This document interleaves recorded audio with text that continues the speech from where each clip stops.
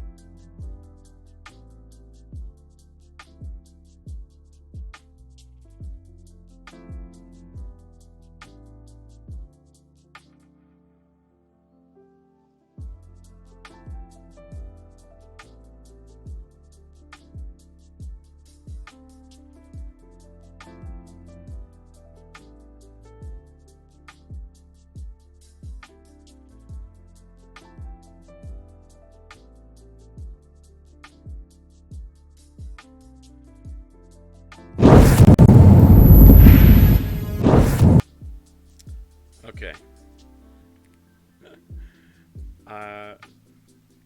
Thank you for reminding me to turn that sound alert down. I wasn't looking at the screen, I was doing something else. And, oh, am I muted? I'm not muted. Are you messing with me? Okay. Don't do that, Queen. I wasn't looking at the screen, and then the, typical RNL checking to make sure that the lurk sound alert works. Okay, 13th, joke's over. All right, we got it. And yeah, so I was like, oh, okay. So that reminded me to go into the chat bot and turn it down just a little bit. Did you get my voice set up yet? I did. It's in. It's working. And how am I? I'm great. How are all of you? Queen's in here. Aaron's in here. Hello, Aaron. Goldie's in here. Our author. Hicks is in here. Aaronell's in here. It's good to see you all. It is great to see you all. And as promised, Hicks, I went back and listened to a little bit of the subs only read last night. And I didn't hear any echoes, so I think it was just you. But I did notice that I needed this pop filter because my P's were prominent. So the pop filter is in, and we'll see if that helps. But anyway, I just started munching on a clementine.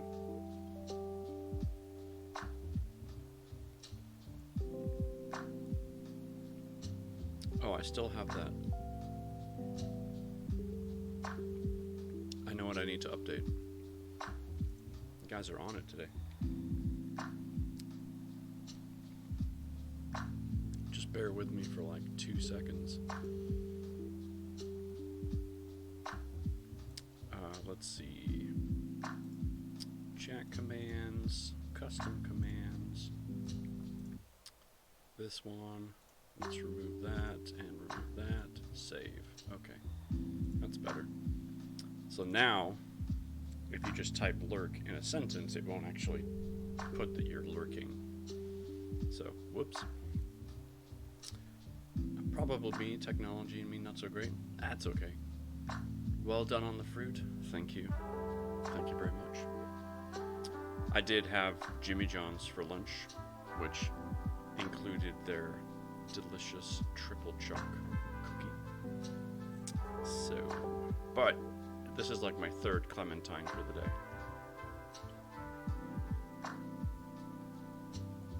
So, we're fine. It's all good. So, let's see. Before we get into the book, let's get things cracking on Stream Raiders and start there. can also finish my clementine. We'll start with the easy one first.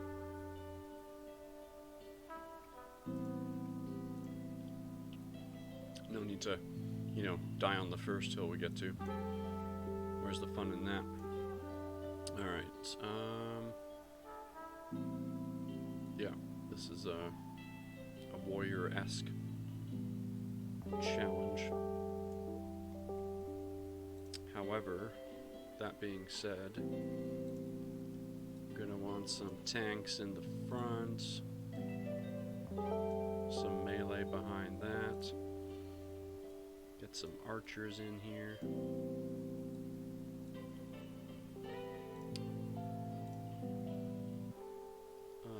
Actually,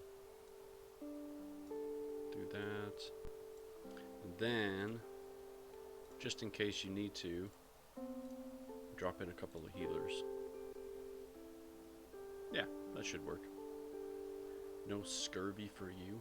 Yar.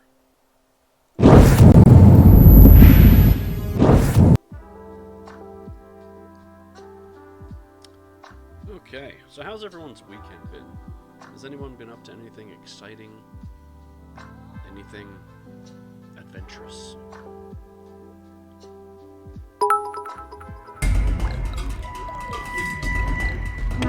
Whoa. Rio, what are you doing? Go home and have some things to tackle, but have a wonderful stream. Enjoy Chad Atkinson as a fantastic reader. Rio, thank you for the 1,000 bits. You are a freaking gem. And we've talked about this, okay? We have talked about this. Talking to you right now, Rio. You don't need to keep doing that. Queen is hosting the stream. Thank you, Queen, for that host.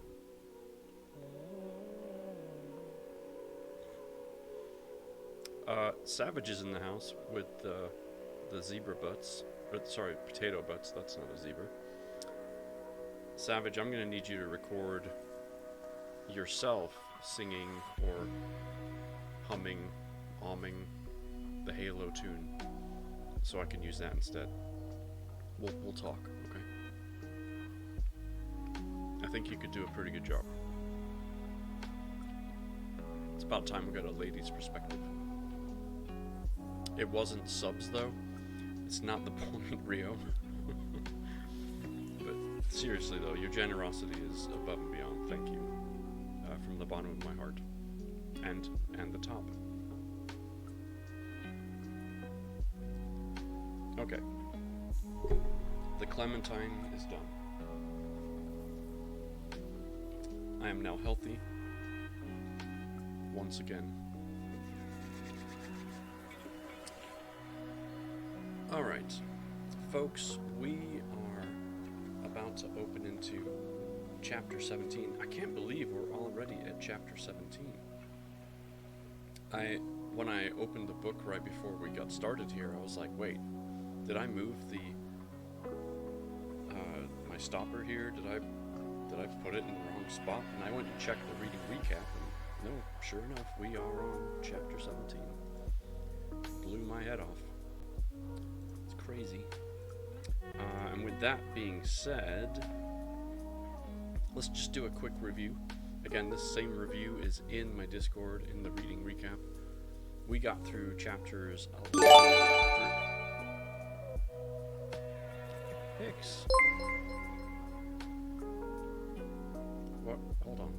Are you gifted to coffee? Thank you. And also, thank you to Aaron for your resubscription with Prime. Thank you so much. The music is a bit louder than you. Okay, hold on. How about now? How's that? Is that better? Because I did switch out my mic, so that could definitely have been it. Thank you, Hicks, for gifting that subscription to coffee. Much, much better? Okay, cool. Awesome. Thank you for letting me know. I did forget to ask about that, so I don't need that plugged in. Let's just move that out of the way. Okay. Reading recap. Right. Let's talk about that real quick.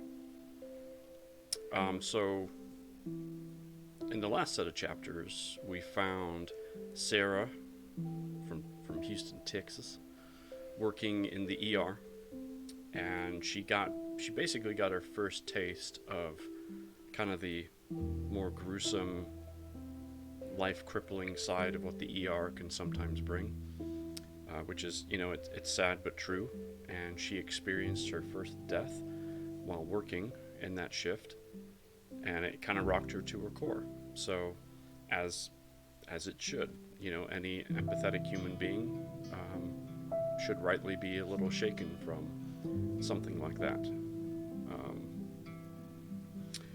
Her husband, Alex, is, from his perspective, now actually starting to break through and knock down some of the walls that he's put up with Dr. Burke, and he's actually started to speak about his past in Iraq and kind of how it all started. So that was kind of cool to see Alex start to finally open up a little bit. And then in our last read, we also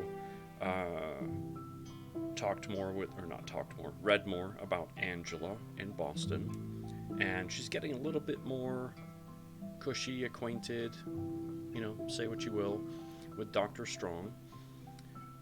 She bumped into him after a lunch thing, and she'd already agreed to go out and do this trivia night with one of the other interns, but after she bumps into him, she learns that he's giving this lecture, and he's doing the speaking gig at Harvard, and as soon as she hears Harvard, she's like, I'm in, screw everything else, I'm there.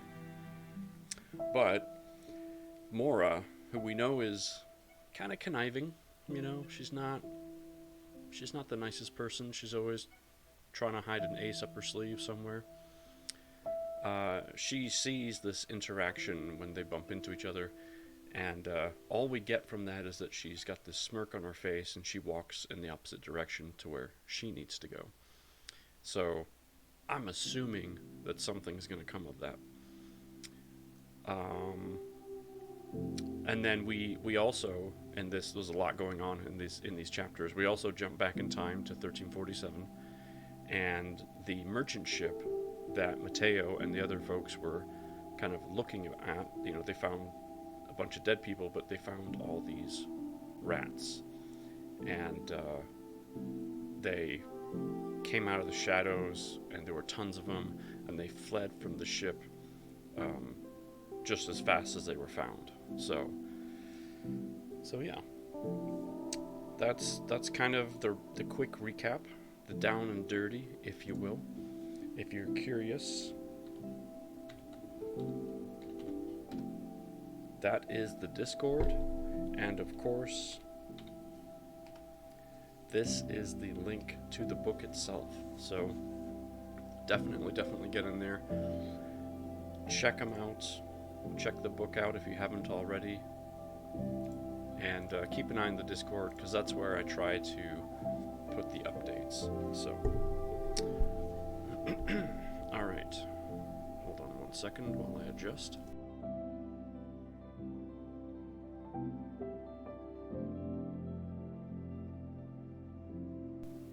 Okay, Goldie, by the way, I'm really enjoying this book. Good. I'm glad to hear it. Alright, so I'm not used to using this mic. I was using a different mic before. It was never in my face. So I'm trying to figure out how to angle everything so that I can actually see the book and read at the same time. So bear with me. Alright, so let me know if the sound is strange, or if you can't hear me properly, or anything like that. I will try and keep an eye on the chat, of course. But for now, we're going to get into Chapter 17, October 1347, Messina, Sicily, and we're in the evening time frame. Mateo sighs in frustration. You sound fine today, no echo? Okay, good. Of all days for a death ship to come into port, why did it have to be today? Mateo slowly walks up the Messina's stone streets. This walk is always tiring because the road ascends quickly from the docks to the town center that sits perched above the shoreline. But today, each step is a monumental effort. Mateo is exhausted from the long day. The foreman had the longshoremen search every bit of the crashed ship. In the end, they discovered more than 24 dead merchantmen. They were each in various degrees of decomposition. In one room below deck, it appeared they had put the earliest to die. These corpses became a feast for the rats living among the sailors. Mateo feels lucky that he did not have to see that sight. Mysteriously, there was no cargo on the merchant ship. Mateo still has no answer for why a merchant ship would make the journey to Messina with 0 goods to sell. Furthermore, there should have been double the amount of sailors on that ship. Where is the rest of the crew? Mutiny? In the end, the foreman ordered the wooden derelict towed to the open sea and burned. The music still seems loud to me. Okay, hold on. It could also be the specific track, too. Okay. Let's try that. Turn myself up, a little bit more. So let's see how that goes. The foreman is right. The whole town will be talking about this day for years. There will be the rumors and theories that will swirl through the townspeople. Men will regale tavern folk with how they looked death in the eye that day. The enthralled crowd won't even point out the presenter did not move to Messina until 2 years after the death ship. Each of Mateo's labored steps echoes off the walls of the long-closed shops. He missed the proprietors by hours, and there is no chance he will get Lucas's gift. The market district is eerily quiet and empty. He shivers as the market reminds him of the merchant ship. This area should be bustling with business and activity, but it sits as dead as the ship now burning at the mouth of Messina's port. Mateo can barely lift his feet as he walks, but he soldiers on toward home, a home that will be filled with disappointment. His son is growing up so fast, and Mateo had planned to make a big deal of him today. He spent the last month scouring the market vendors for the perfect gift.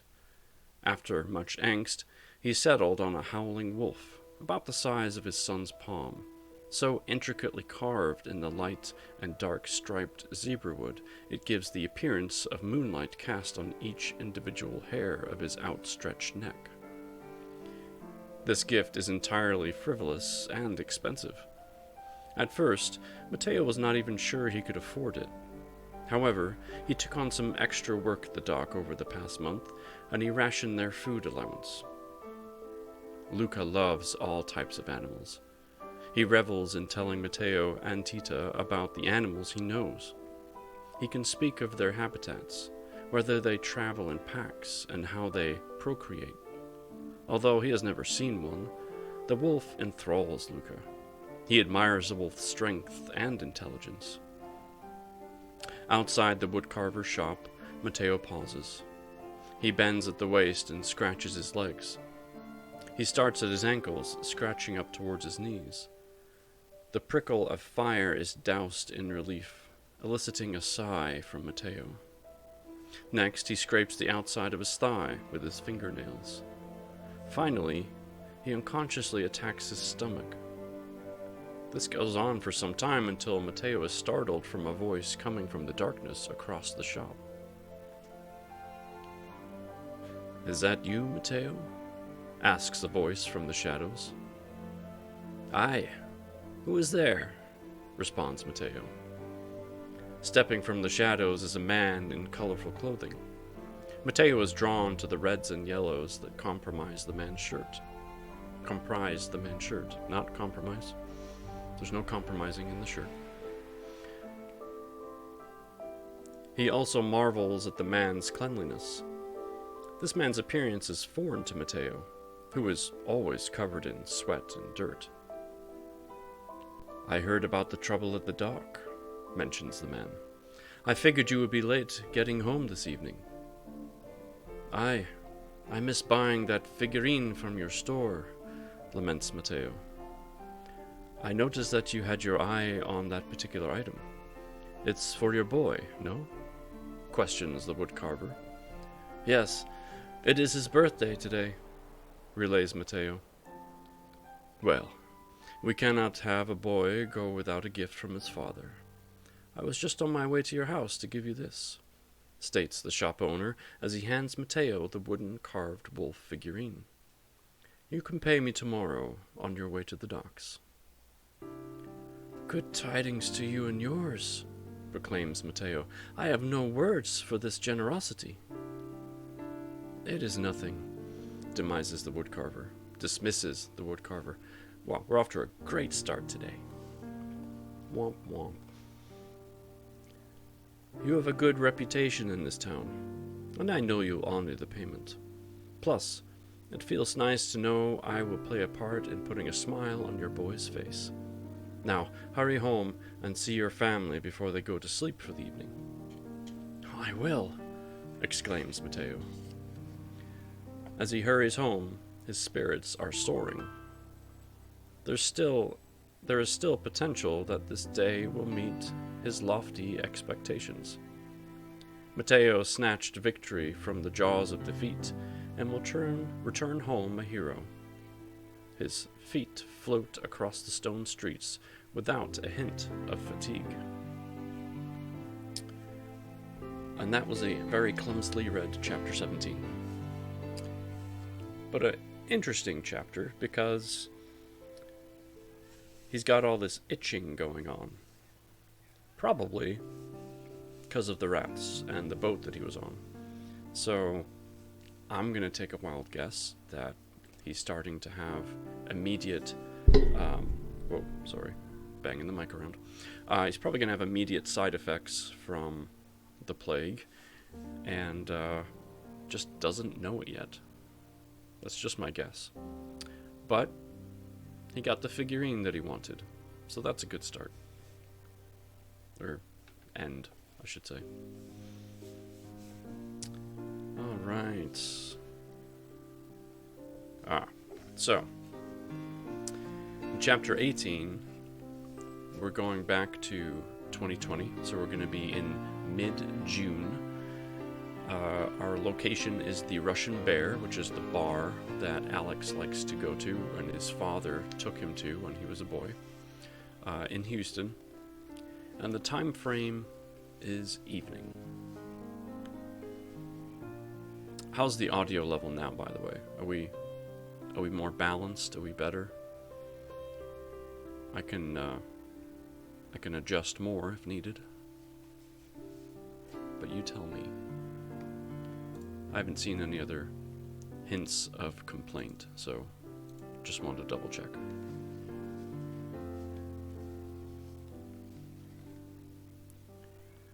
The bartender doesn't bother to clear the glass away, but rather pours the whiskey directly from the bottle into the tumbler on the bar. "Thank you, Sergei," Alex replies. Sergei places the cap back onto the bottle and returns it to the shelf behind the bar. He floats across the bar to tend to other patrons who have sought out the Russian Bear to whet their palates. Sergei has known Alex for many years, and he can tell tonight is a night to leave him to his demons. Alex spends many nights in the Russian Bear, drinking hard liquor and staring blankly. Each night that Alex arrives, Sergei pours him his first drink and feels out his mood. If Alex orders food, he tends to be talkative and engaging. If he orders a beer, It's another signal that he is seeking conversation. When he orders a whiskey and drinks the first one down in a gulp, he's looking for quiet meditation. Since he barely talks on those nights, Sergei is never quite sure what he is thinking. However, he suspects he is either reliving the war or his relationship with his father. Since the car accident, he guesses the latter is occupying his thoughts. Sergei had a front row opportunity to view Alex and Dima's relationship. Sergei is only a couple of years older than Alex, and the two spent many Saturdays in the back of the bar playing with a group of children. Sergei was at the bar every Saturday. Actually, he was there every day. Sergei's father, Oleg, owned the Russian Bear before he passed it down to Sergei. Oleg names. Oleg Vinogradov. Vinogradov. That'll work. And the Russian Bear are fixtures in the Houston community. Oleg imported liquors from Russia and hired a cook who specialized in Russian cuisine. Oleg wanted patrons to feel at home when they ate and drank in the Russian Bear. Sergei focuses on maintaining his father's vision. But besides regulars such as Alex, Sergei feels the clientele today views the Russian Bear more as a tourist novelty. Alex's relationship with his dad was the polar opposite of Sergei's experience with his own father. Oleg was a patient and nurturing man. He spent time educating and teaching Sergei how to be responsible and run a business. Dima never provided that type of nurturing to Alex.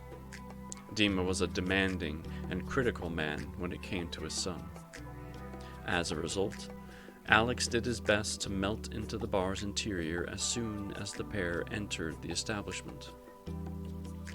This evening, Alex is already on his third drink, and he has not signaled for food. Sergei imagines he will find out if he is correct before the end of the evening. On the really hard nights, Alex drinks too much too quickly and stumbles out of the bar, mumbling about the source of his depression. Alex takes a sip of his whiskey and ponders his session with Dr. Burke. Alex has to give him credit for getting him to talk. His time and experiences in the military are not usually a subject that he shares. When friends ask him questions about his time in Iraq, he gives a non-specific response and conveys with his body language that they should not ask him again. Now, many years removed from his time in the army, he rarely encounters questions about his military service. Dr. Burke has been prodding him for weeks to open up and discuss his time in the military. Alex has used every technique to counter Dr. Burke's questioning, but he is out of moves. And he knows that the point of therapy is to confront your demons. He just doesn't want to. The conversation with Dr. Burke has brought the details of the IED attack to the forefront.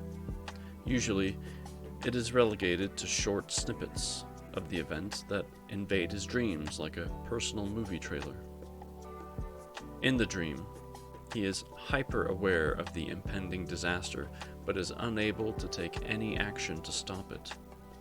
Over and over again, the dream highlights Alex's inability to protect the men under his command. On that day, Alex woke early. Years of military service had trained Alex's sleeping patterns. While serving in Iraq, Alex never had a problem waking up in the early morning. He had not always been successful with the sleeping routine. At the start of basic training, Alex struggled with the 5 a.m. start of the day. His issue was that he struggled with falling asleep at the end of the night. He would lie in his bunk each night with his mind racing. He dwelled on what would happen the next day in training, where he would be stationed, whether he would see combat, how being apart from Sarah would work out, and so on. He could not shut off his mind, and thus lay awake for hours until physical and mental exhaustion overwhelmed him. By the end of the first white phase of basic training, Alex was stumbling about in a fog of exhaustion. He finally approached a military doctor, seeking some sleeping pills to help him fall asleep. The doctor informed him that the military needs its soldiers alert at all times, and sleeping pills are not conducive to that goal. Instead, the doctor handed Alex a book called Relax and Win: Championship Performance. The book detailed a set of sleeping techniques developed by the military in the 1970s. The book claimed that it could train a soldier to fall asleep within 2 minutes by following the prescribed instructions. I'm going to need a copy of that book. After the soldier lies in his bunk at the end of the day, his first step is to relax the muscles in his face, including tongue, jaw, and around the eyes. Once this is complete, the soldier drops his shoulders as far down as they'll go, followed by his upper and lower arms, one side at a time. Next, the soldier focuses on breathing out while relaxing his chest, then thighs, then calves, and finally his feet. Oh, I'm not surprised it's a real book at all, Goldie. I'm not shocked by that. When the body is in a relaxed state, the soldier takes 10 seconds to clear his mind. He then fills his thoughts by concentrating on an image of himself, lying in a canoe on a calm lake while looking at a clear blue sky.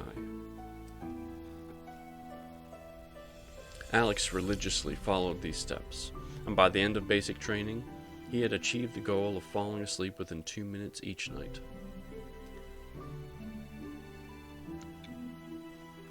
Alex's exceptional ability to fall asleep allowed him to maximize his sleeping hours. Therefore, by 5 a.m., he had achieved a full and restorative night's sleep. On that final deployment, it was even easier to be well rested. First, the overall conditions were more permanent. 7 years earlier, Alex was sleeping in a tent and eating MREs for substance. During that final rotation, he was stationed at a proper military base. His base was located in the northeast corner of Baghdad. The base was forward operations for monitoring, patrolling, and controlling Sars City, an impoverished slum that was a hotbed of insurgent activity. As Alex was winding down his time in Iraq, the base was in the final state of a transfer from the U.S. military to the Iraqi army. Ultimately, the Iraqi army would use the base as its forward operations to continue the battle against insurgent forces.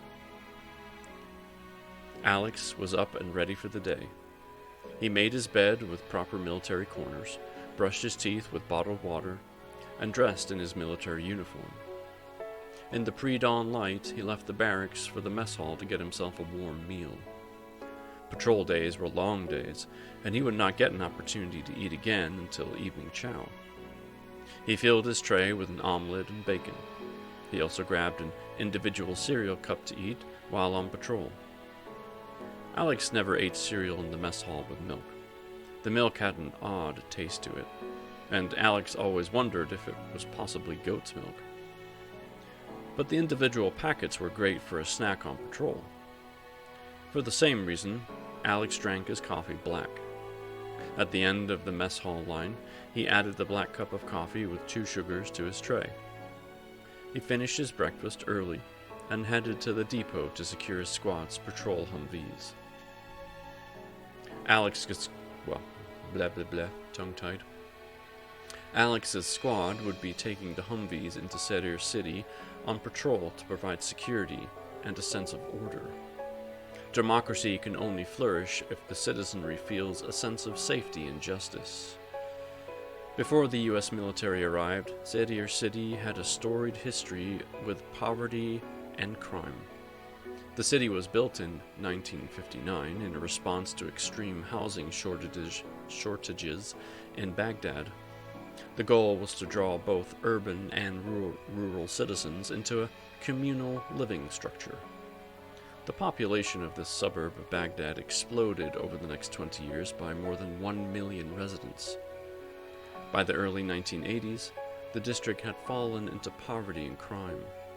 Individuals could obtain illegal documents and find sanctuary from Iraqi authorities. The region continued to decline through the neglect of Saddam Hussein. When the U.S. military arrived in 2003, they focused on rebuilding civilian infrastructure and training local leaders in democracy. The U.S. military helped establish district and neighborhood councils in an attempt to give the residents of Sadr City representation in the new Iraqi government. Alex always thought it should have been called Operation Hearts and Minds. He had been in the army for a couple of years at that point and was experiencing his first combat deployment. Alex was awed by the scope of the operation and mystified by the military's ability to operate within the constant chaos. He was a patrol soldier in those days, and over the years, he would be promoted to lead his own squad as a staff sergeant. The progress seemed slow and endless. While the U.S. military attempted to create stability, insurgents led by the Mahdi Army increased their campaign of violence into the summer of 2004. The Mahdi Army attacked U.S. positions, detonated bombs, and fired mortars at U.S. operations. Defying the odds, Alex's squad did not experience a bomb attack or ambush. However, in those days, Sadr City patrols were some of the deadliest assignments. And while his squad was never struck, other squads in his division suffered roadside attacks. Alex lost several friends in those early days. Alright, I will do a quick pause here as I'm at the top of a page 186 to be specific. That way we can start our stream raiders.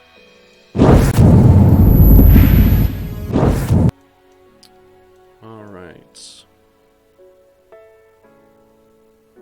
This should be pretty easy.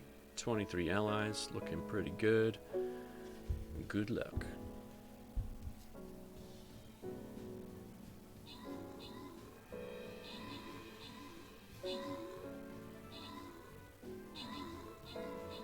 Well, I only have 2 spells, so. But yeah, if you have enough archers, it is pretty good.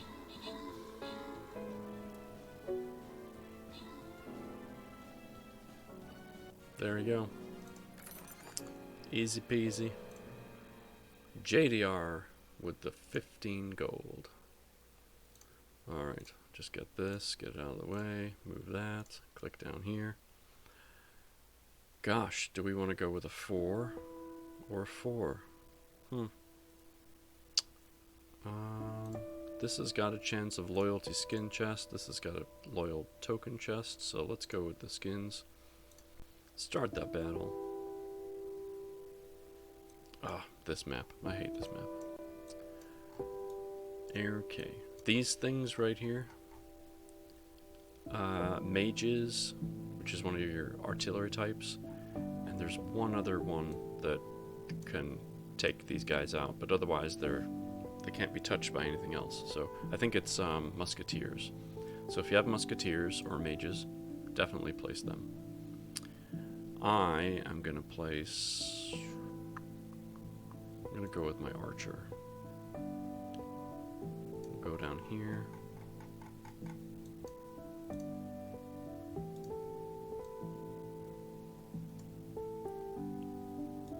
Get some archers. Melee.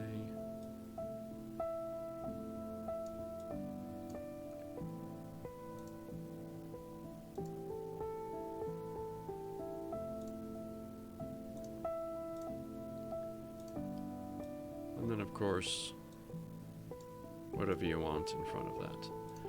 That should be pretty good. Okay, back to the story.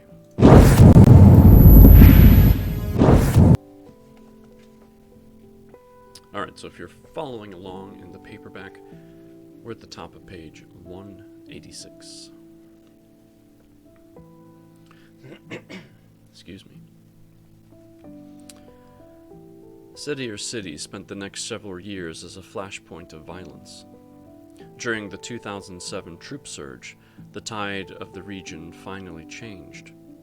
The U.S. military had the manpower to implement Operation Imposing Law in Sadier City. The military spent the next 6 months breaking the back of the insurgency by directly engaging them, neighborhood by neighborhood and block by block. Their success allowed the U.S. military to spend the next couple of years rebuilding the community.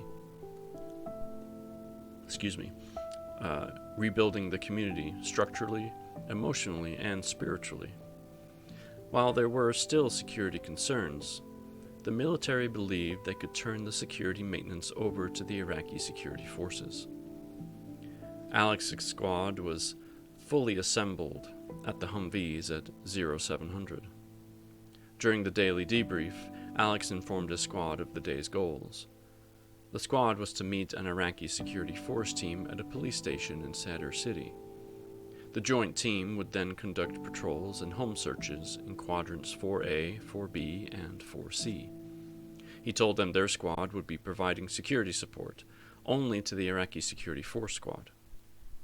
The Iraqi squad would be conducting the home searches while they secured the area as support. The objective was to get the Iraqi forces accustomed to conducting these searches on their own and following military procedures. His squad split into teams of 3, with each taking a Humvee. Specialist Hobbs was the driver of Alex's Humvee. Alex sat shotgun and provided navigation. The other soldier manned the mounted gun. The convoy rolled off base and headed to meet the Iraqi security force. The squad met up with the Iraqi team at the designated location. The greeting was friendly, as the two teams had worked together for months in the lead-up to this transition. Alex's squad taught the Iraqi forces how to secure a perimeter, disperse a crowd, and conduct home searches. The Iraqi forces were eager to learn and motivated to take charge of the future of their country. Over the months, the level of violence in Sadier City dropped precipitously. The early days of the combined U.S.-Iraqi force saw significantly more active events. During the second week, the patrol came under fire. Luckily, there were no casualties. Hey, iBlue Wave, good to see you.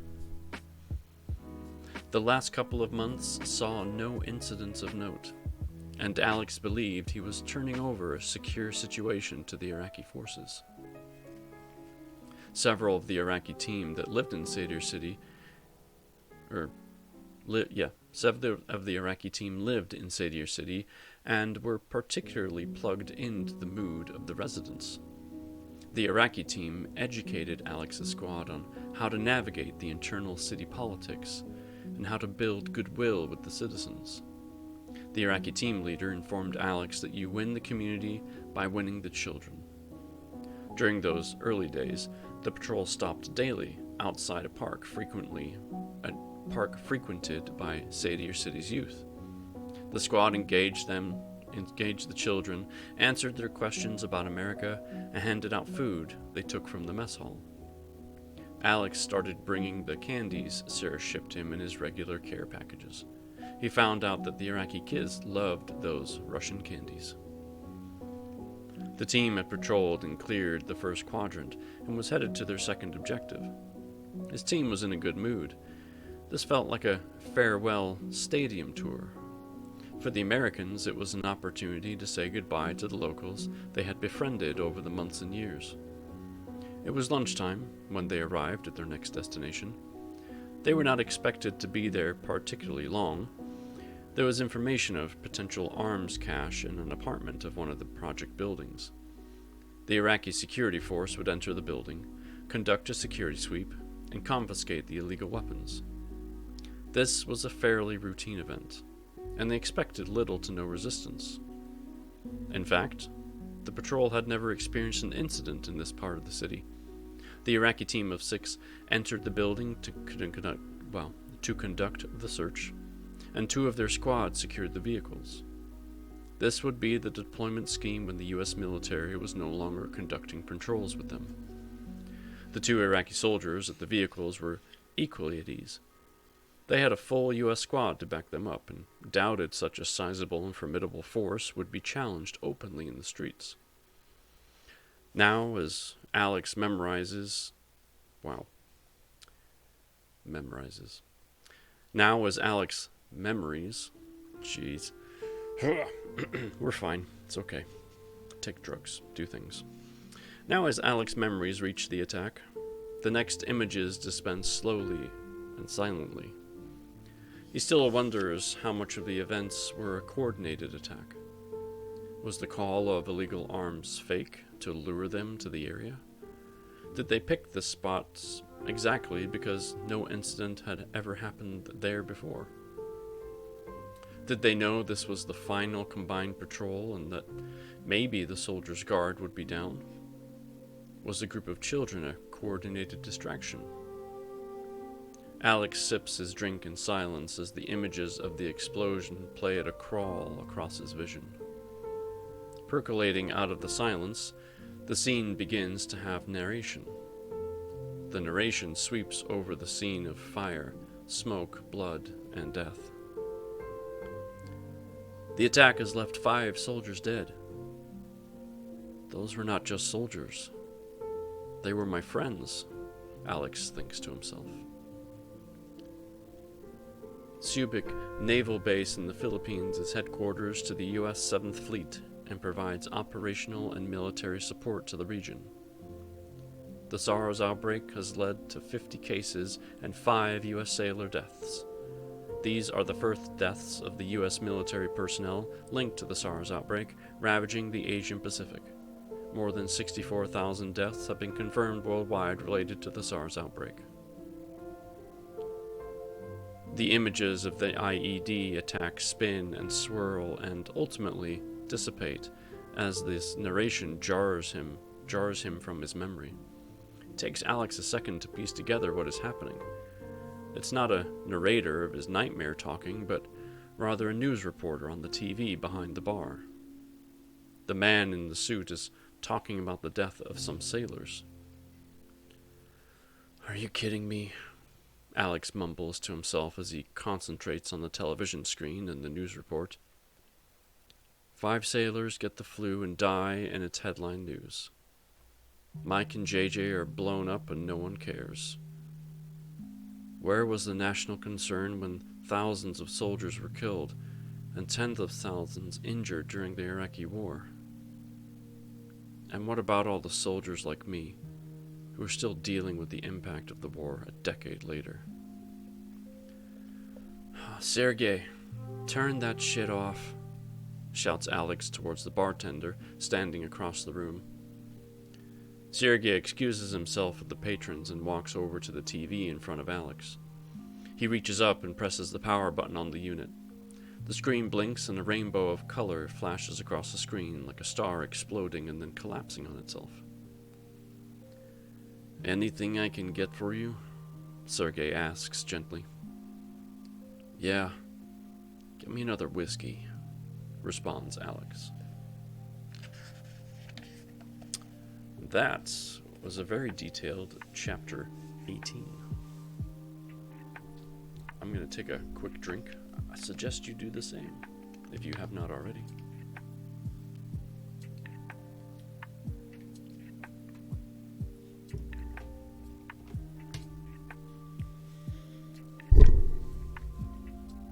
So that was an interesting kind of peer into Alex's mind. Yeah, exactly what you're just starting to type in chat, Goldie. I tried to paint a 360 view of Alex. Yeah, so we're kind of starting to see a bigger picture of who Alex is and why, or more so why Alex is. We're seeing the details of his past and what really happened and how things came to be little by little from himself, Sarah Burke, and Sergey. Yep. Every time I see the word or the name Sergey, I want to be like, Sergey. I don't remember what that's from, but anyway, it doesn't matter. Yeah, so it's interesting, starting to understand why Alex dives to the bottle so much. One thing that's telling, though, in this is that Sarah has no clue, or at least not enough of a clue. I'm sure she has obvious reasons and can, throw a dart and it'll hit something. But I have a high suspicion that Alex and Sarah haven't had a sit-down conversation about what it is that goes through his mind when he's at the Russian Bear. After writing the book, I think Alex is my favorite character. Okay. Good to know. More to come from Alex, though, I'm sure. Alright. We've got 17 minutes left in our Stream Raiders battle. I'm going to keep reading. Because now, chapter 19 is still mid-June, but I think we're back with Angela. Because we are in the north end of Boston. And, well, I'm assuming Angela. I'll find out here in a second. But either way, let's carry on.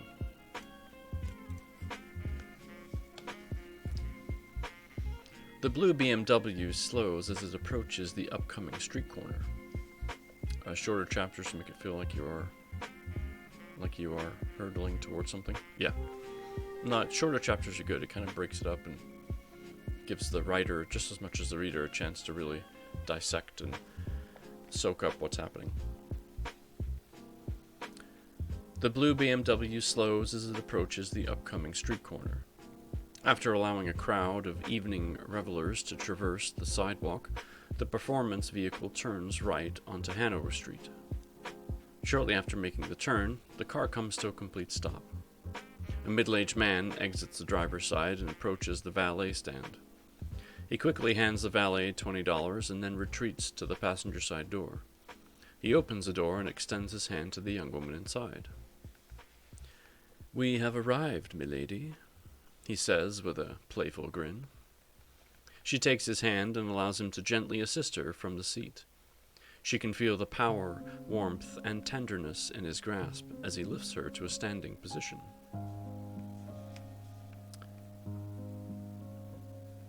Oh, this is Ethan. Okay. I was just trying to make sure I understood who was talking here.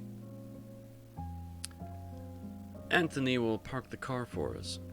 We will just need to come back here at the end of the night to have him retrieve the car," Ethan explains. The pair stands at the head of Hanover Street at the unofficial entrance to the north end of Boston. Before them is a street with a spiderweb of interconnected narrow side streets. As the pair begins to walk, they enter a symbolic microcosm of American history. They pass tightly packed buildings that display a mix of historic time periods.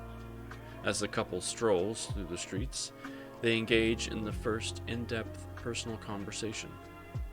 They pass by myriad landmarks, such as Old North Church and Paul Revere's house. Those Revolutionary War-era historic sites are nestled between 19th century tenement housing, I can't read.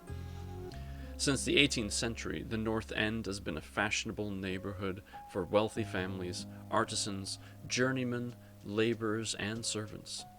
However, today this eclectic group of buildings is dominated by luxury studio apartments occupied by millennials working in the Boston financial district. The first floor tenants through the district include Italian restaurants, Italian bakeries, butchers, florists, and local grocery stores. 10,000 people reside in the North End. However, tourist attractions and a vibrant restaurant scene draw 5 times that number to the area each day. But tonight, the streets are quiet. Angela spies very few other individuals, whether tourists, dinner guests, employees, or residents. After a meandering stroll, Ethan guides Angela to their destination. On the corner of Hanover Street, close to where they dropped the car off, Ethan holds the door open to Fior Ristorante. Ethan has always loved this restaurant. Unlike many of the restaurants in the North End that feel cramped and slightly claustrophobic, Fior's interior is open with high ceilings. However, Ethan particularly enjoys the outdoor dining courtyard. On a pleasant summer's evening, it provides the perfect, authentic Italian dining atmosphere.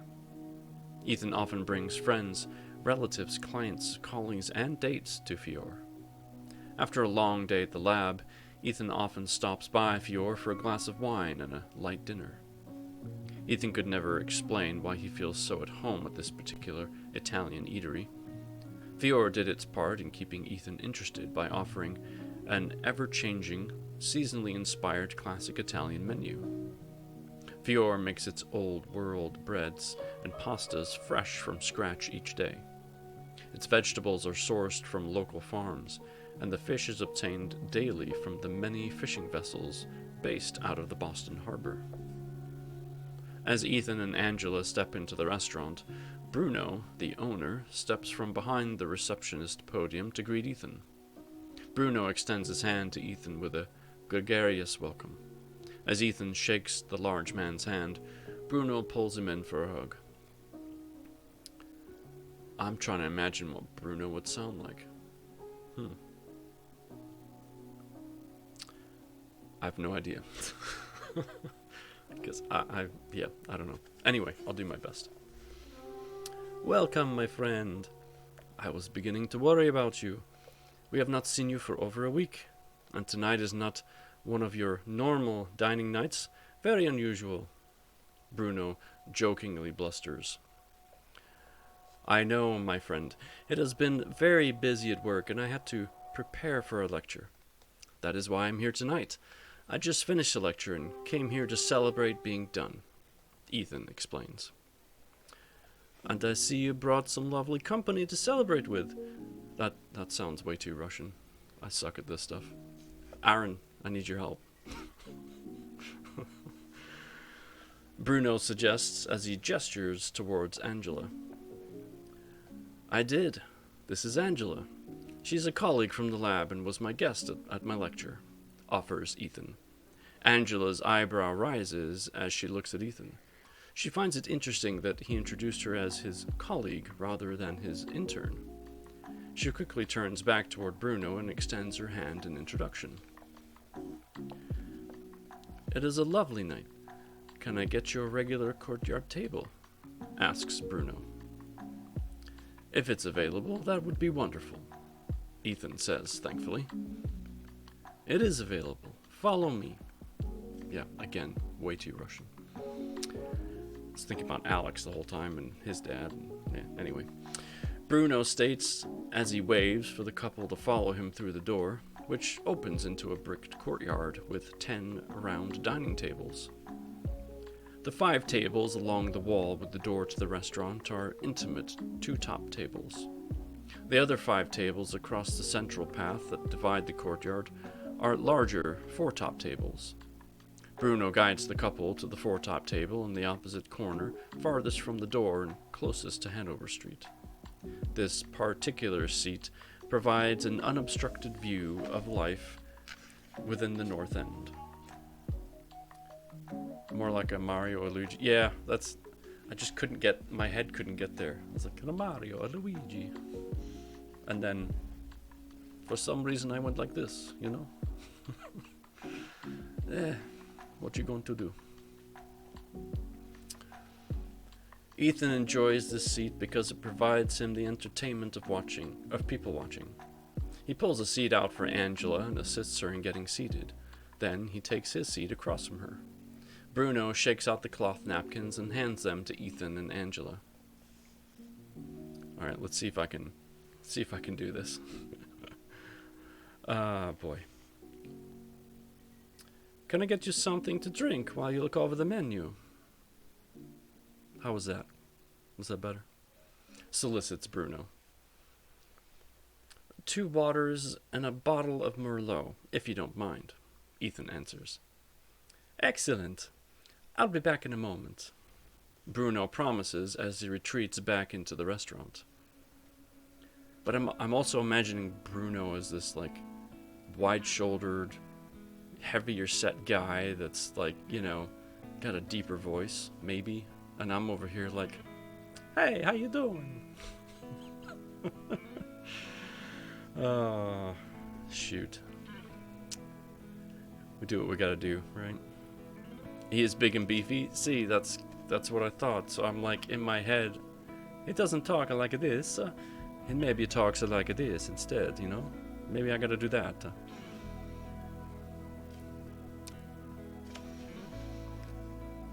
Anyway, back to my place. They seem to know you very well here, states Angela. Yes, I eat here a lot, Ethan says. What is a lot? She questions. Once or twice a week since I moved to Boston, he admits. Oh, well then, what is good here? She asks. Everything is good, but most nights I get the lasagna dinner, he offers. Beef it up, Atkinson. All right. Stop peer pressuring me, Hicks, okay? That sounds delicious. You have sold me, Angela responds, thankful for the suggestion. She has not still figured out whether this is a date or not. Are you having the lasagna tonight as well? No. I'm craving a piece of steak and the filetto del manzo alla gor. Couldn't just pick the pasta with meatballs. I gotta try this again. Filetto di manzo alla gorgonzola. Sounds like it will hit the spot, mentions Ethan. You don't have to be sorry. It's okay. It doesn't seem like, you know, Ethan doesn't seem like the kind of guy that's just gonna eat some spaghetti with meatballs, you know, just a traditional marinara sauce. That's not his style. You know, he drives a nice car. He's the head of his lab. He's got some money. It's okay. He's ordering something that's got some flair. I get it. Obviously, I don't order a lot of flair. So, that should tell you something right there. Just as they decide their plan, Bruno returns with their drinks and a fresh basket of bread. He places a small white plate in the center of the table. He fills the plate with a generous portion of olive oil. He then sprinkles several different spices into the oil. These are my 2 favorite dishes at Fior. Well, next time I'm in Boston, I'm looking you up, okay?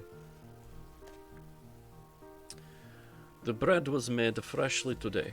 No, there we go. I'm going back to Russian again. Gosh darn it. I'm gonna have to redo this entire set of chapters. We're fine. It's fine. The bread was made fresh today. Have you decided on your dinner choices? Asks Bruno. Ethan relays their decisions to him. It's not too busy tonight, so we should have that out to you quickly, he states. Steaks, I do love the meat. Yes, I do love me some steak as well. I've noticed that it is very quiet here tonight, Ethan begins. Angela, having never been here before, is not sure if the statement is true. In the courtyard, there is only one other couple sitting in a 2-top table in the opposite corner near the door to the restaurant. Is there something happening tonight to make it so quiet? Continues Ethan. It has been getting slower each week. I asked my fellow restaurant owners, and they are having the same experience. The whole neighborhood has been quiet. I think people are spooked by the SARS outbreak. Figure it's safer to just stay home for the evening. You come up with a solution for that at your lab yet? Bruno inquires. We do not work on that at our lab, but there are many smart scientists tackling that particular problem, Ethan explains. Well, I would feel a lot better if I knew you were working on it, says Bruno. Wow, my Italian-style accent just sucks. Sorry guys, you're just gonna have to deal with it. Well, that is kind of you to say, Ethan responds. Bruno returns to the restaurant to place their order. A brief moment of awkward silence falls between Ethan and Angela. She suddenly wishes she had paid more attention to how Sammy so effortlessly strikes up a conversation with a potential suitor. Simultaneously, Angela says, I enjoyed your lecture. As Ethan asks, did you like my speech? They break out in a laugh. Hicks is just laughing at me. Great minds think alike, offers Ethan. Seriously, what did you think of the lecture? He eagerly asks. I thought it was great. The part I really enjoyed was the discussion on the long-standing impact of the plague on Europe. I never thought about how influential it was on the events of the region, admits Angela. I do love a good laugh. I agree. As scientists, we get too caught up in the science. Scientific events have world-altering social and cultural impacts. I believe it is important to draw the connections between the two. In fact, it is the stories around diseases that got me interested in the subject, explains Ethan. When I was an undergrad at Northwestern, a professor delivered a lecture on the diseases that swept through Chicago. He started in the 1850s when cholera was gripping the nation. He explained that cholera was indiscriminate, picking on both the old and the young. Within hours of presenting symptoms, a victim would be dead. At the same time as the cholera outbreak, Chicago was experiencing thousands of deaths a year from diarrhea and dysentery. Dysentery? Yeah. This outbreak was followed by scarlet fever and smallpox in the 1860s. In the 1890s, tuberculosis, bronchitis, typhoid fever, and pneumonia combined to claim tens of thousands of Chicagoans each year. The start of the 20th century introduced the worldwide influenza outbreak to Chicago. The professor discussed social and cultural impact on the city of Chicago over the 60-year window as disease after disease wreaked havoc on the region. He explained how the public policies in Chicago changed in an attempt to reduce the death toll. In fact, the city engineers changed the flow of the river to make water flow south into the Mississippi and away from Lake Michigan, to draw the pollution out of the city. But the most fascinating part of the story was that the citizens did not know why these outbreaks were occurring, how to prevent them, or how to treat the disease. I can imagine how scary that time period would be. When I went to Johns Hopkins, I decided to concentrate my study on the most scary and least known disease in history, Yersinia pestis.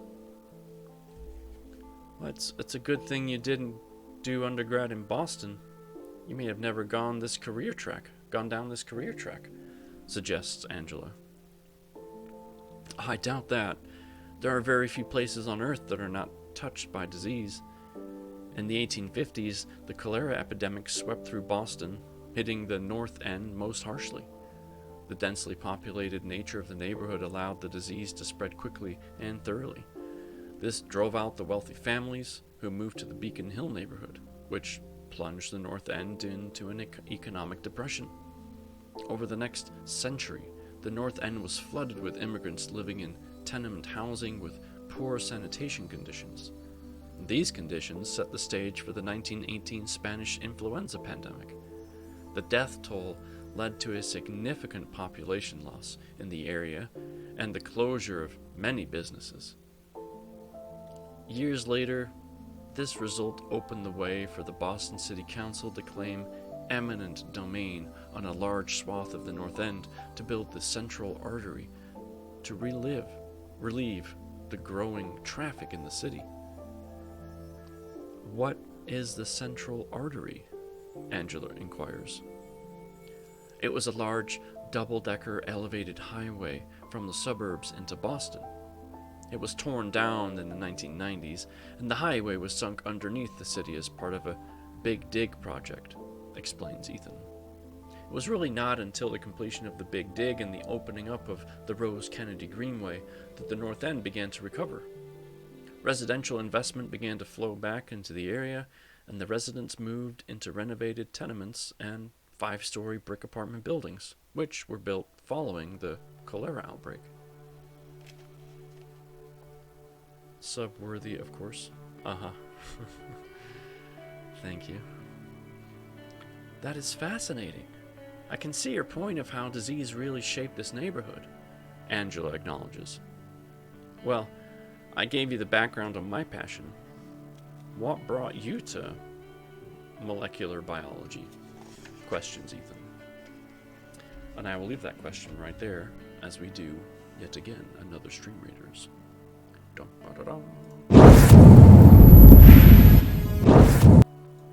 Alright, we got 18 units. What do we have? Whoa.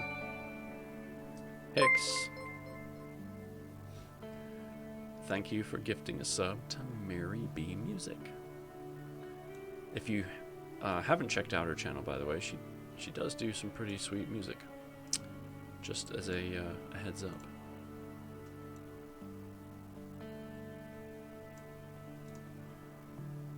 Alright. Good luck on the battle. Hicks, stop it. Thank you for gifting another sub. Please move your finger away from the mouse or trackpad, whatever device you're using. Put your hands by your side, slide them underneath your legs, and then sit.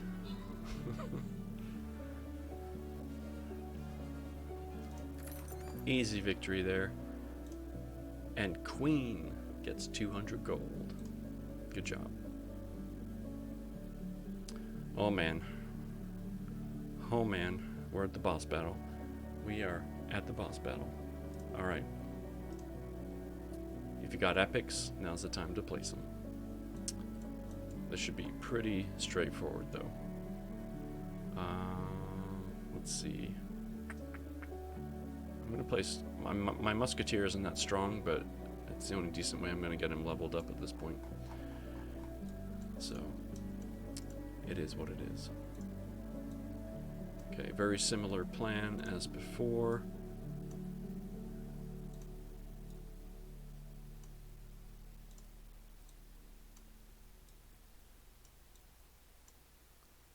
And let's go a couple of healers. And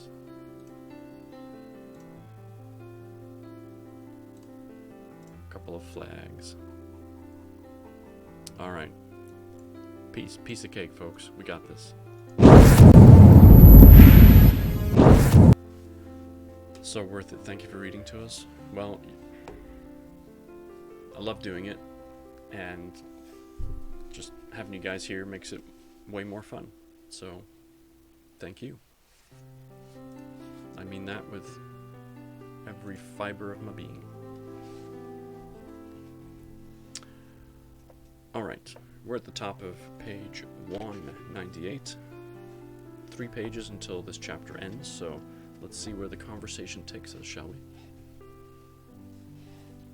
Just to give us a small recap, I don't usually like to interrupt when we have dialogue going, but there was a lot of it, so... So Ethan had just asked what brought, you, Angela, to molecular biology. I do mean that, Hicks. I really do. This time here on Twitch, Sundays and Thursdays, it's calming for me. It's relaxing for me. So if I can, bring other people along and help them relax too, that's all the better. So Angela says, my mother, Angela states. Is she a molecular biologist? wonders Ethan. No, she was a housewife. She passed of cancer when I was in high school, says Angela. I'm so sorry. That must have been tough, consoles Ethan. It's special and calming to me as well. Good. I'm glad. It was. After my mother passed, it was just me and my sister, Kate. My father was in the military, and he died when I was a child, Angela states, anticipating Ethan's question. I was always interested in science.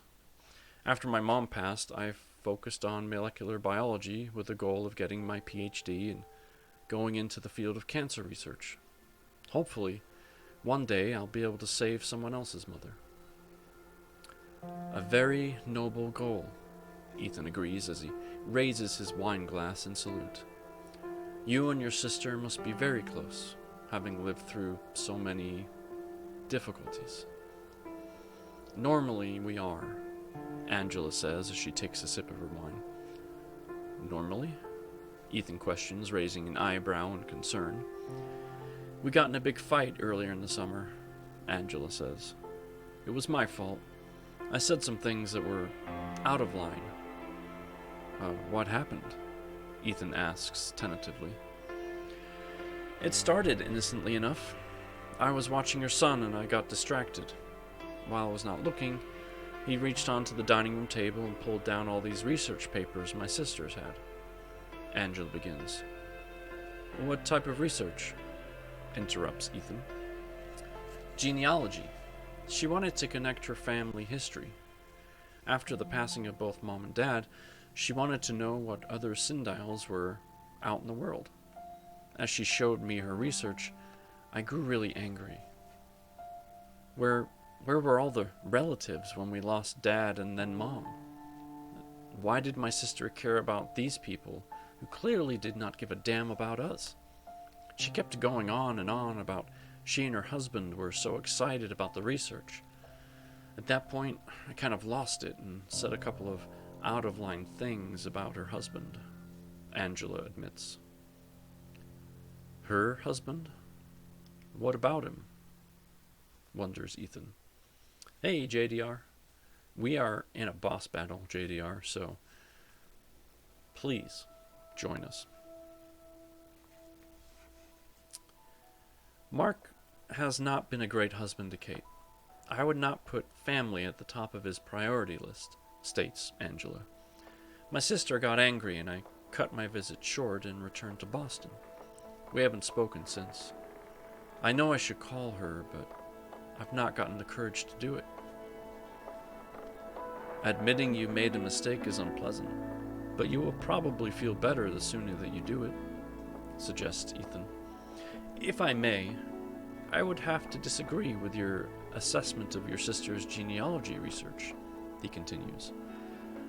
Our ancestors and our genetics are what make us who we are today. Just think, those ancestors from the time of the plague may be the key to the cure of AIDS.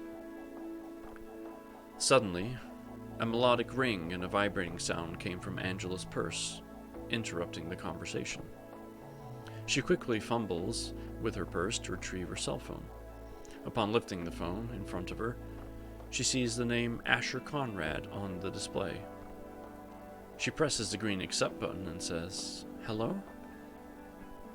Hey, where are you? Questions Asher. What do you mean? Angela responds with the nagging feeling she has forgotten something.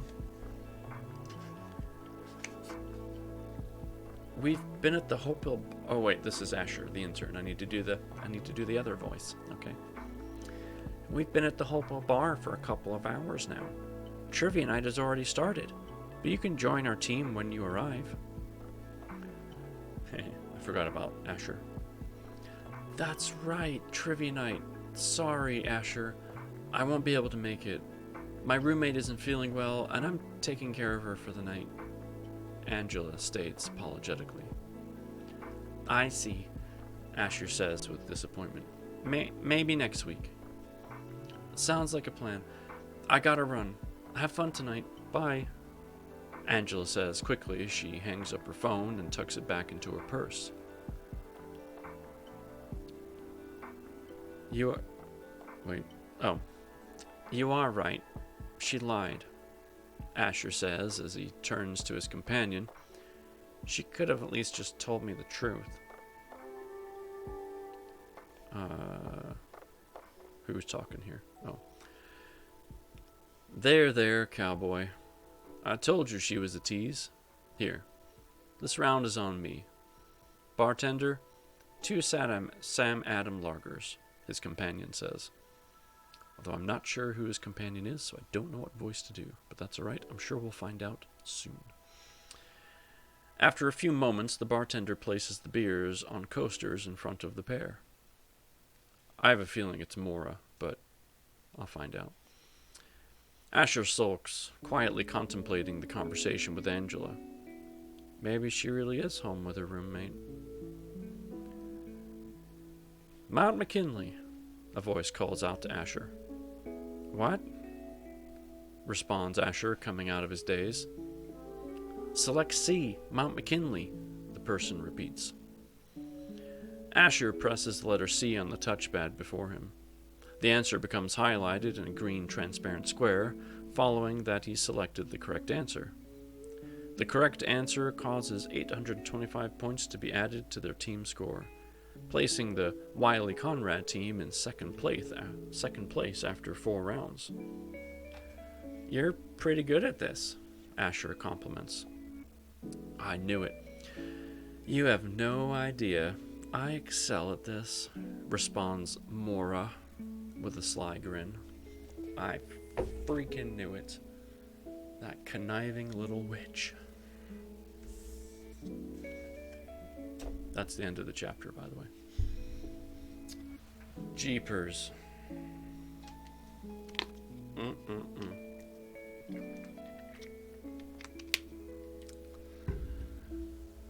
Oh, Goldie. I had a feeling.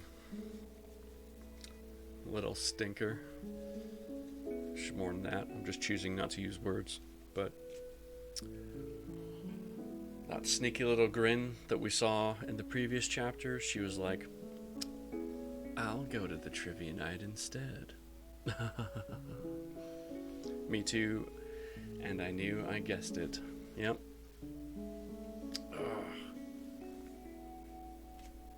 Hey, Atkinson. Yeah, what's up? You have someone lurking. That's okay. Lurking's good. Okay, great. Enjoy your lurk.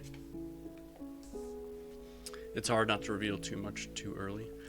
Yeah, no, the smirk that you ended the I'm for a few minutes, or you're lurking for a few minutes. Okay, sounds good. Yeah, the wait, are you on a break, or your break time's done? I'm confused. But anyway, that's okay. Oh, you're on a break now. So the lurk is when you're done with your break. So when you're leaving, then you can say, okay, I'm leaving and I'm going to lurk. You don't have to, it's like the reverse. Put it in reverse. There you go. Anyway, the smirk at the end of the chapter by Mora, I think it was at the end of the chapter, was a perfect little nugget for us to pick up on, and I loved it because we knew, you just know something's coming, right? You just don't know what it is, you don't know when, but you know it's coming, and of course it would have to do with, the 3 of them. So okay, I'm wanted here, Aaron. Oh, you wanted to hear Aaron. Okay. Well, I thought about doing my own voice recordings, but that's not as fun. I'm already reading, Might as well get Aaron's voice in here. So, I don't know. Is Aaron still here? It says he is. Maybe you heard it that time, Aaron. I love those nuggets and reading. Yep, the nuggets are great. Cheeky nuggets. Cheeky nuggets. And now I keep thinking about something that the Savage Zebra does. I don't think she's here anymore, but it's like chicken wing, something, I don't know. I think it's a Fortnite thing. I'm not sure. I made a controversial choice with this storyline. I will explain when we get there. Yeah, no worries. No need to reveal. The story will do that itself, of course. But no, this is good. This is good. And based on how long it is, we are... Let's see. Let me just do a quick math here. Hopefully quick. We're on 20. Yeah, we're about 3 chapters away from being halfway through the book, just to give you an idea of, where we are in comparison to everything else. So, with that in mind, let's read chapter 20. It's mid-June 2020. Volk household, Houston, Texas. Midnight. Smooth jazz was playing on the radio. No, I'm just kidding. There was no smooth jazz. At least I doubt it.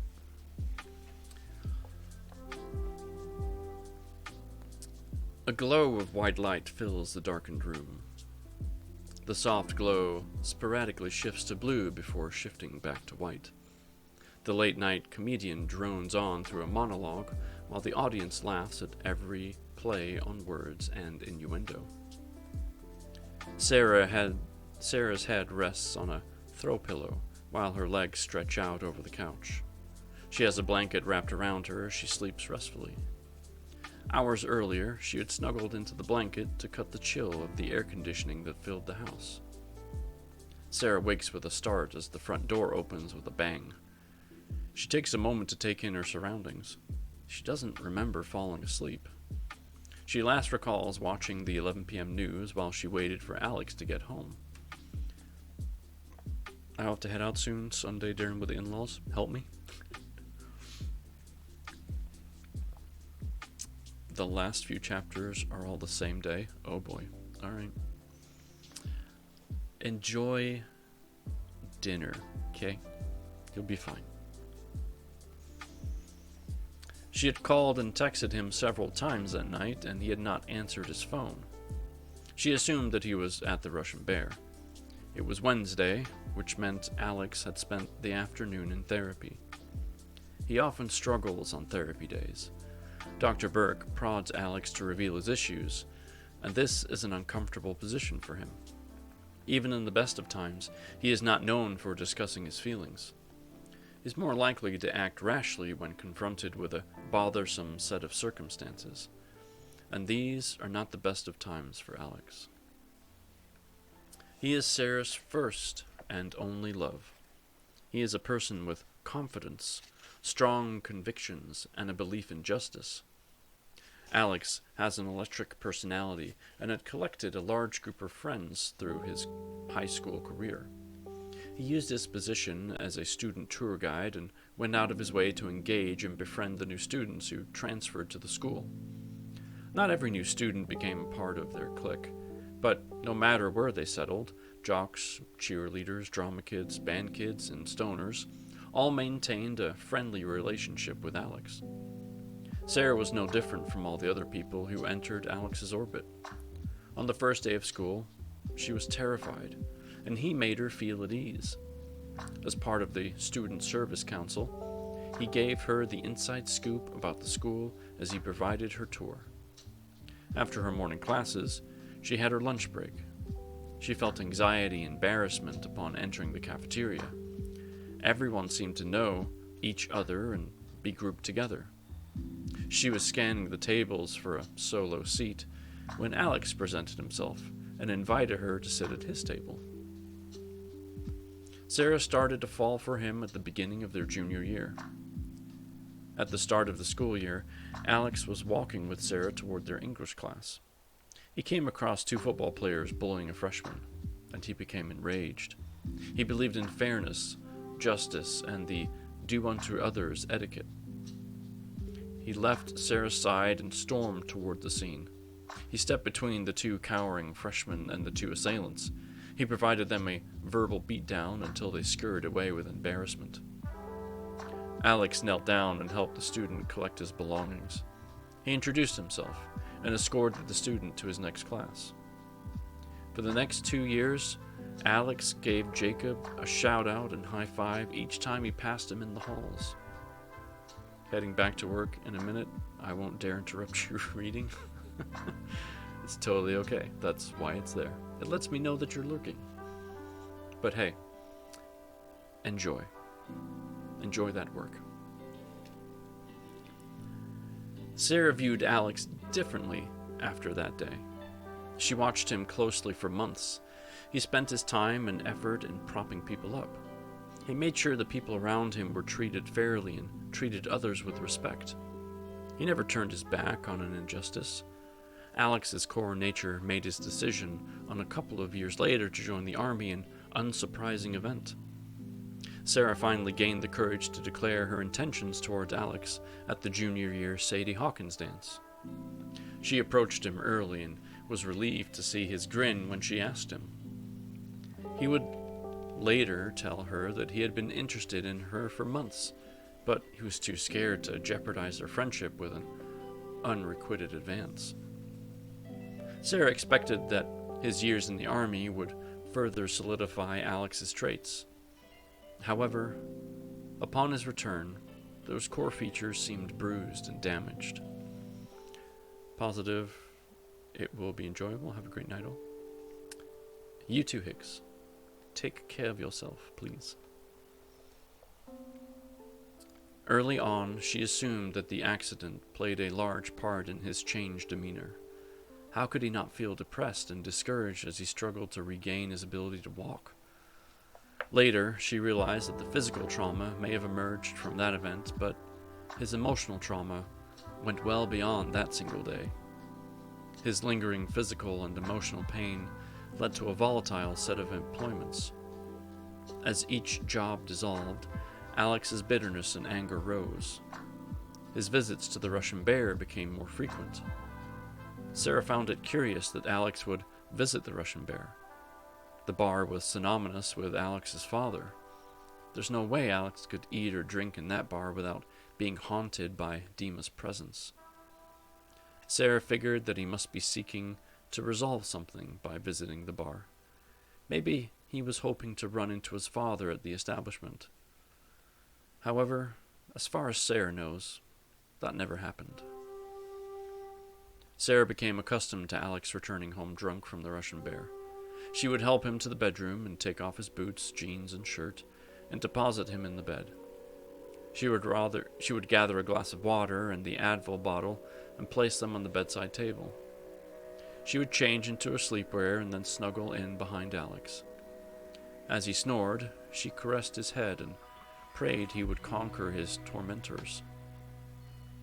It was during these years that Sarah joined her latest Army Wife support group. She wanted to determine how she could support Alex through his challenges.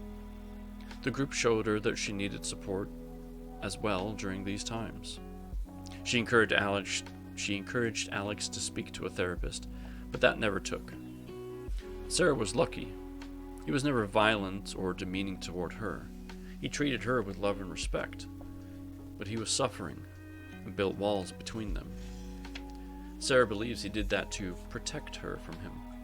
She feels like she is losing him, and the women in the support group provide her advice and comfort as she tries to reconnect with Alex. His demeanor took a significant turn when he began working for AJ Trucking. His depression seemed to dissipate. It did not disappear entirely, but it reduced significantly.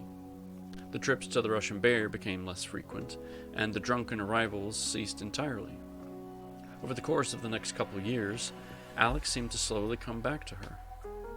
But there always seemed to be a shadow of darkness that lingered in the background.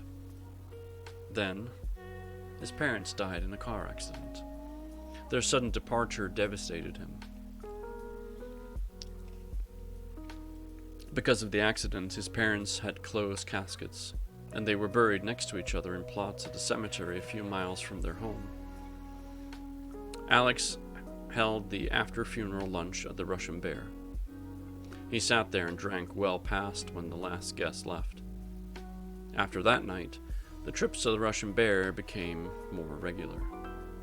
However, Sarah was stunned when, earlier in the year, she had to bail Alex out of jail for a drunken altercation.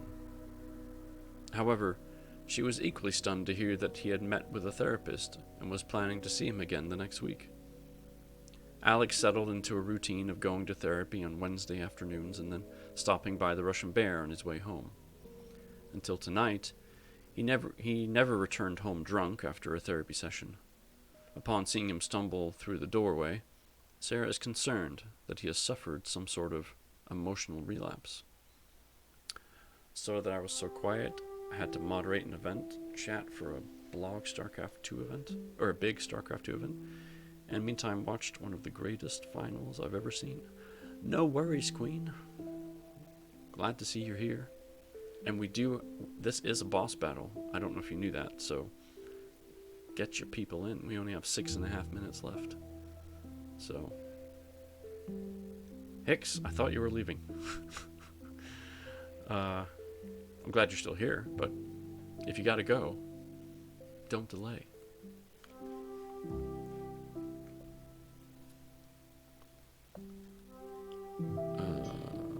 Let's see. We've got some dialogue here. I'm assuming this is Alex and his, drunken slur. Seem to care if we die. Thousands die a year with barely a mention. Alex mumbles as he drops his keys in the silver tray by the door. We died every day. Boom. Blown to bits and barely a mention. He continues as he snags his coat on the hook by the door. Sarah steps around the couch and walks towards Alex. She does not fear him. She aches to comfort him and ease his burdens. She steps up to him and places her arms on his arm. And Alex raises his head and looks at her. My Sarah, the one person who cared. The one person who was there. He blurts out as he pulls Sarah into a deep hug.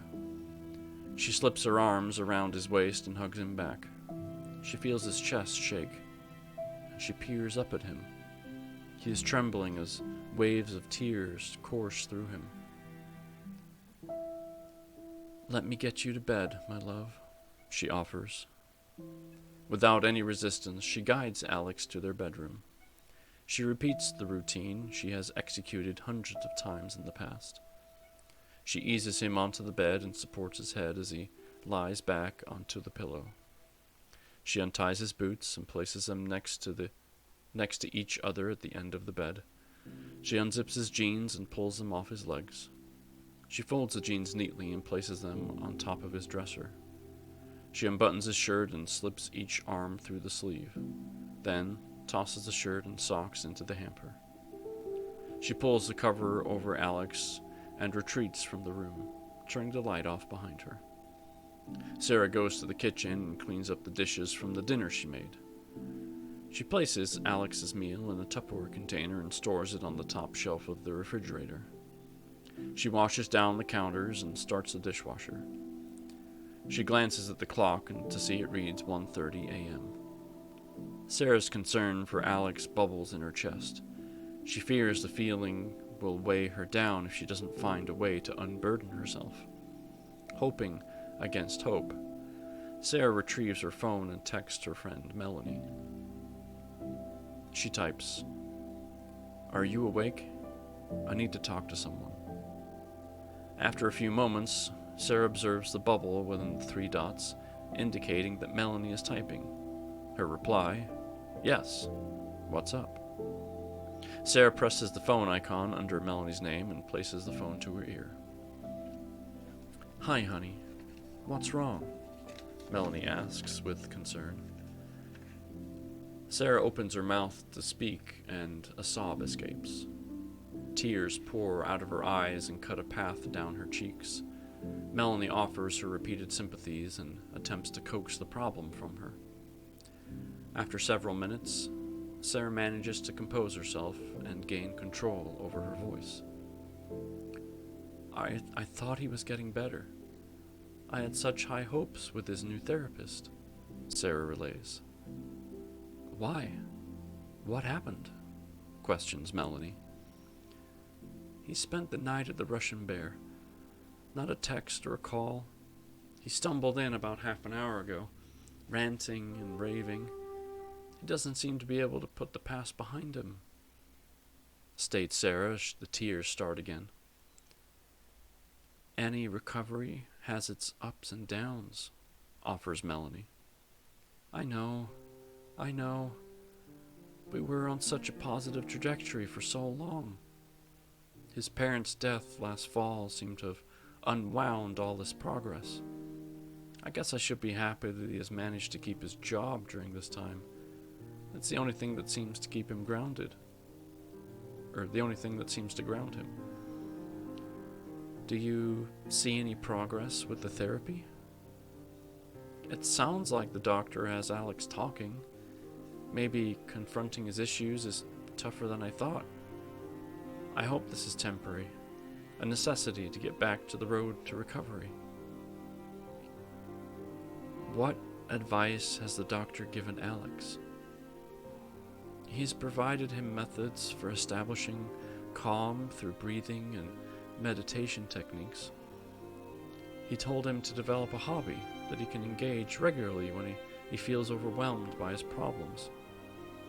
The hobby is meant to distract his conscious thoughts, while his subconscious works through the issue.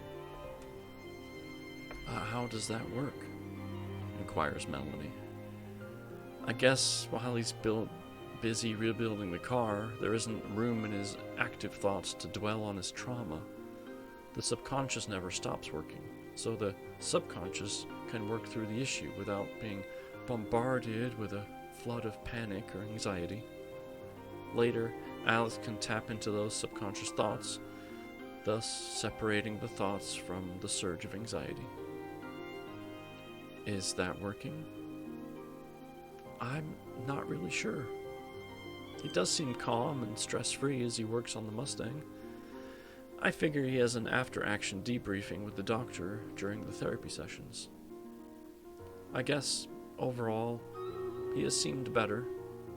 I think him coming home drunk and ranting against the world really just threw me. That is understandable. Give it time. It's only been a few weeks. Therapy can take months or years. As long as he is improving, there is reason to be optimistic, suggests Melanie. Mel, you're so amazing. I don't know how I'd get through any of this without you. I miss seeing you at the support meetings. I know. I would have never recommended you for the ER job if I knew it was going to cramp our time together, Melanie says with a chuckle.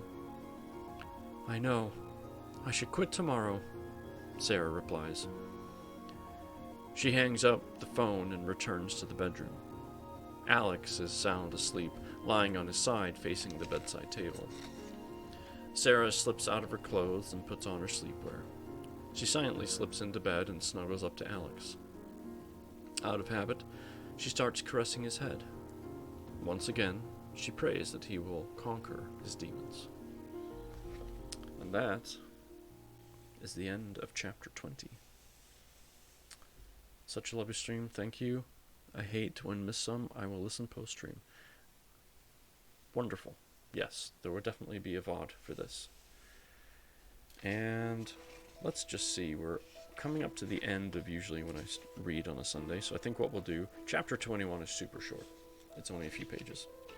So let's do our boss battle to finalize the stream raiders for today. We'll read chapter 21, and then we'll go find someone to raid.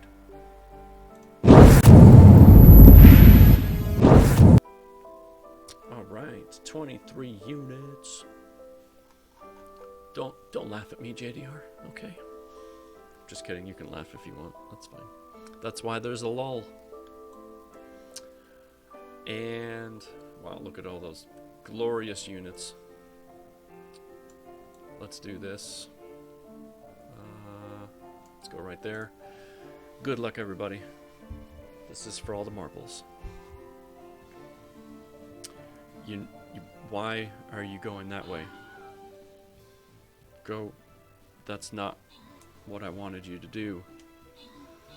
Ugh. Aaron, looking for someone to raid. I will be in just a moment. After this battle, we're gonna do one more quick chapter, and then I'll be looking for someone to raid after that.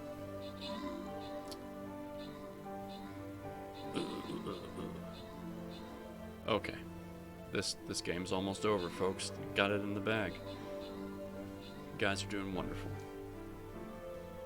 13th with your book of knowledge there. Epic artillery. Good job. Good job. Alright. Boss defeated. Woohoo!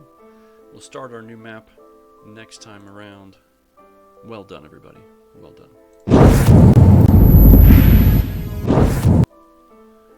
Alright. Our final chapter for your time zone. I was going to say this afternoon, but it might not be afternoon for you. Like Aaron, it's not afternoon for him. So, chapter 21, early July 2020. Halfway through, how did I do? Yeah, we're almost halfway. I think, considering there's 430 some pages, we are like 47%, 48% there. And so far so good. I'm curious to see how in the second half the three characters start to become combined, as you alluded, not combined, but closer together, and their paths, as you alluded to in the back cover. So it's going to be very interesting. I asked Edmund how to play. His response is, "I'm not an old person, may need your help, Atkinson." Wow, Edmund. Really? Okay. Alright. That's fine.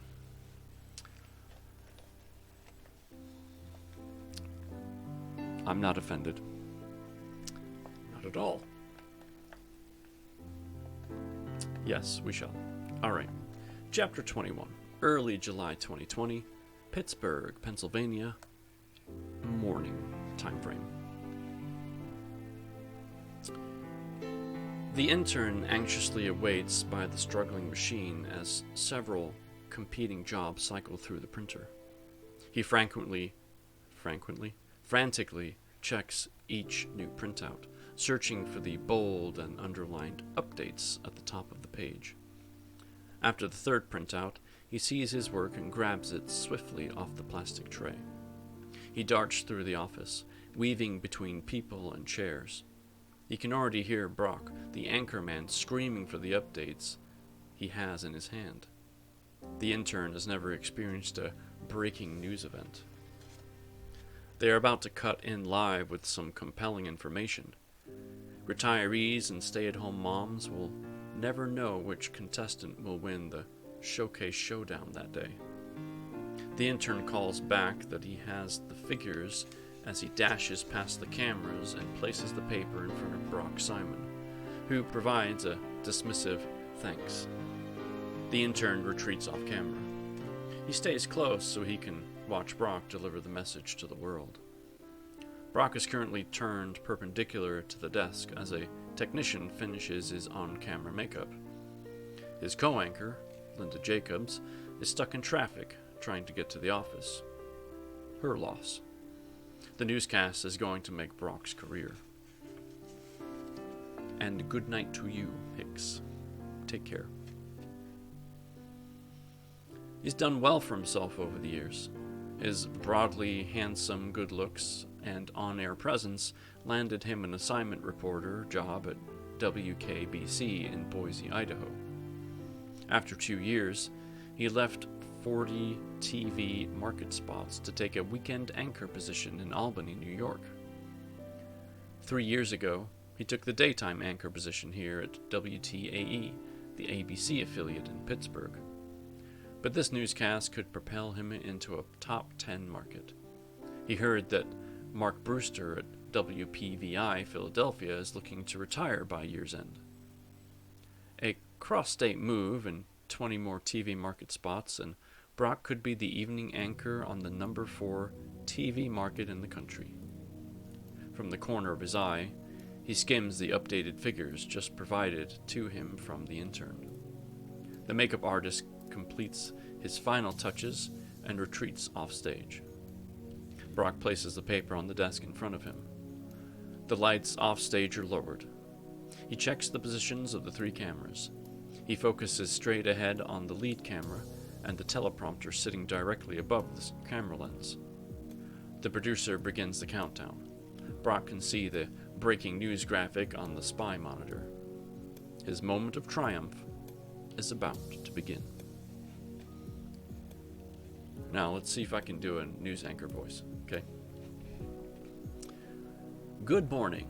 This is Brock Simon at Pittsburgh's WTAE ABC affiliate. We interrupt your current programming to deliver the breathtaking news out of Asia related to the SARS outbreak. Yeah? TV. I could do it. I could do TV. Just not with an Italian accent. Moments ago, Japanese officials announced that they are limiting all travel into the country from any region with known SARS cases. As a result, the Japanese government has announced that they are suspending the 32nd Summer Olympics to be held throughout Japan this summer. This is the first time in modern Olympics history that the event has been canceled for anything other than World War. The 1916 Summer Olympics were canceled due to the onset of World War I, and both the Summer and Winter Olympics of 1940 and 1944 were canceled due to World War II. The travel ban is expected to have international repercussions as global trade is expected to be disrupted. In recent days, officials in the United States, Canada, and New Zealand have contemplated some sort of limited travel ban. The unprecedented move by the Japanese to close their borders could push other world leaders to follow suit. At least he's not Russian. Exactly. That's what I'm thinking. The Sars virus has swept through Asia after showing signs of outbreak in China at the beginning of May. In the 2 months since the news of the outbreak, SARS-related deaths have skyrocketed. Chinese officials still refuse to provide official death tolls. However, moments ago, the World Health Organization released the estimation of more than 150,000 deaths on the Chinese mainland. The Chinese government indicates it's implementing both quarantine and isolation procedures to attempt to minimize and slow the spread of the disease. However, Chinese citizens continue to flee the country and attempt to separate themselves from the deadly outbreak. Vietnam, in particular, is facing an overwhelming Chinese refugee crisis. Cases of the latest SARS outbreak have spread from Asia through Europe and into the Americas. Again, written before COVID-19. Yep. Creepy how similar it is. You, talk to Fauci much? Just curious. This current outbreak of SARS is expected to be far more deadly than the 2003 outbreak that enthralled the globe. During the last SARS outbreak in 2003, the virus emerged from nearby Guangdong province of China. Officially, approximately 10,000 people worldwide were infected with SARS in 2003. The full extent of the 2003 outbreak is still unknown because the Chinese refused to provide official infection numbers. At the time, the World Health Organization estimated that, realistically, more than 100,000 people were infected with SARS in 2003. The SARS death rate for those exposed to the disease is approximately 10%. The current 2020 SARS outbreak already has cases and deaths that are many multiples of the 2003 outbreak. This current SARS spread has caused global instability, and has dramatically decreased economic demand across the world. A 2 p.m.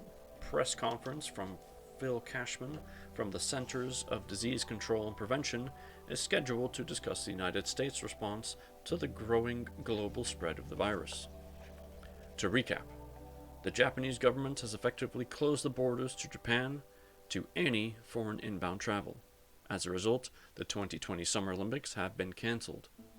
WTAE will provide you with all the related updates to the deadly outbreak. This has been Brock Simon, WTAE ABC affiliate, Pittsburgh. We now return you to your regular scheduled programming. I could totally do it. Put me on live, coach. Put me in. The red light above the camera flickers off as the offstage overhead lights turn on. Brock receives a hearty round of applause from the various technicians, producers, interns, and camera people. Wait, hold on. Let's make this realistic.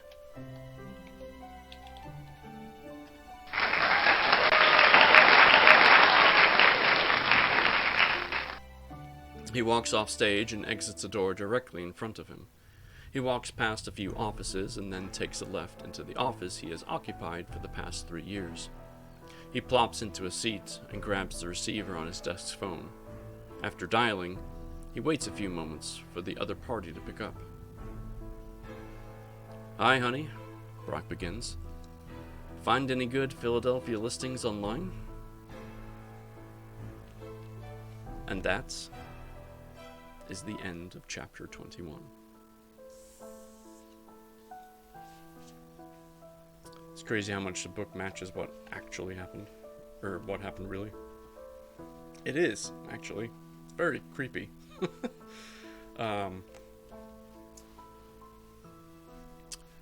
Might have to have a private conversation about that, Mr. CIA agent. Just kidding. Interactive stream. Yeah, I do my best, you know. If the opportunity's there, why not walk through it? I feel like I should end my streams now with, "This has been Atkinson 1020, reading live. Take care." And then just, like, fade to black. Alright, on that note, big thanks to, well, Rio. I don't think you're here because you had to leave, but thank you so much for the 1,000 bits, and for Queen for the host, and Hicks for the gifts to Queen, Mary B, and Revso. Thank you all so much, and for everyone, knock knock, FBI open up, for everyone being here today and hanging out with us. Really appreciate it. It's been a fun stream. Great stream raiders, fun reading, some intimate moments, plus some shockingly true but yet lighthearted moments in the book as well. So I appreciate all of you being here. I'm jumping over now to see, of course, Aaron is live, and he is another reading streamer, and he does a much better job at reading than I do. just gonna mention that, because he does it for a living.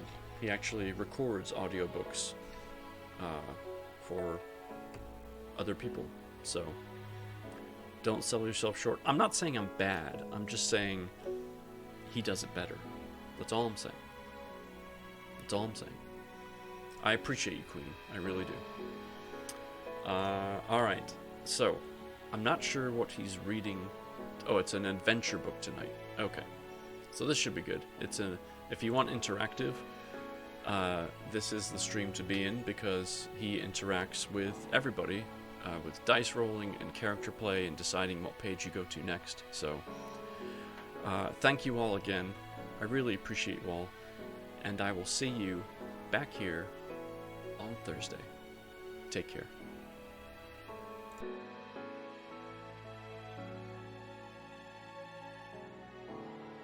It's a matter of the head.